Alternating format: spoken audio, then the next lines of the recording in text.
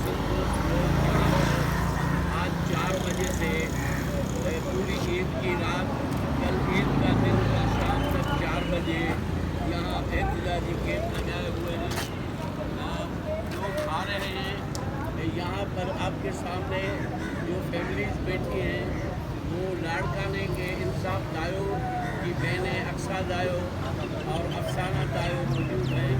अलावा के अयूब कांगड़े के गुस्सा उनकी बेटी मारवी कांगड़ो और शाहिद कांगड़ो आपके सामने बैठी हैं। और कुछ गुस्सा जो अभी सफ़र में हैं वो आने वाले हैं। ये हमारी